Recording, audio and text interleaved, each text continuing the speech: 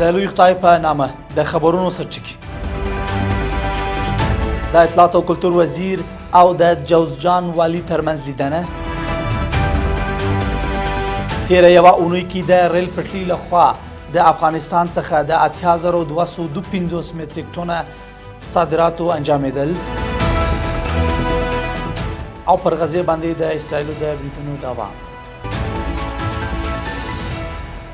د لوی مهربانه خدای په سپېڅلي نامه درنو کو سلام د نن ورځ خبرونو ته ښه راغلاست. نن دوشنبه د 1404 کال د وژې درېیمه نېټه ده. زه یم دا بشپړ خبرونه د اطلاعات او کلتور وزیر مولوي خیرالله خیرخوا د جوزجان له والي قاري ګلحیدر شفیق سره کتل. د اطلاعات او کلتور وزارت وایي چې د لیدنې پر مهال په یاد ولایت کې د سیلانیانو لپاره د اسانتیاو برابرولو او د ځوانانو ستونزو ته د رسیدګۍ په اړه خبرې شوې دي. د جوزجان والي په دې ولایت کې د اطلاعات او کلتور ریاست د فعالیتونو د جهادي موزیم او فیض آباد ولسوالۍ کې عامه کتابتون ته د ودانۍ د جوړولو په اړه معلومات ورکړ. ورته مهال د اطلاعات او کلتور وزیر یادو موضوعات ته د رسیدنې ډاډ ورکړ او زیاته کړه چې د جهادي اثارو د ساتنې په موخه به د جهادي موزیمونو سربیره د جهادي ارشیف جوړ هم شي او تیر جهاد او مبارزې تاریخ به هم ولیکل شي.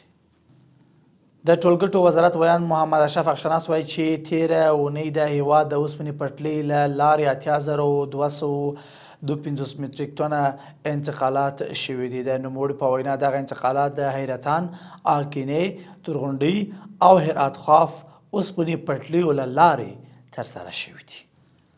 د خبرونو دوام د سرپل د امر بالمعروف نهی عن المنکر او شکایتونو اوریدلو ریاست د تیرې یوې میاشتې پر مهال په یاد ولایت کې 37 کورنیو او ټولنیزو قضیو ته رسیدنه کړې ده. د یاد ریاست مسؤلین په وینا په دې قضیو کې 21 د کورني تاوتریخوالي او 14 د قومي او کورنیو شخړو قضیې شامل دي چې د محتسبینو له لوري ورته رسیدنه شوې ده.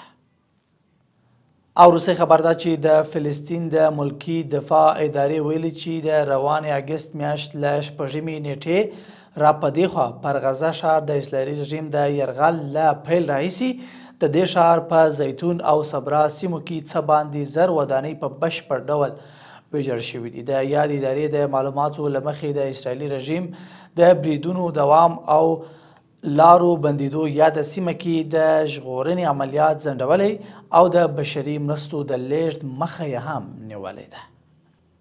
قدرمنو لیدونکو له ملتیا مو مننه. تر بیا ښه وخت او ښه چل.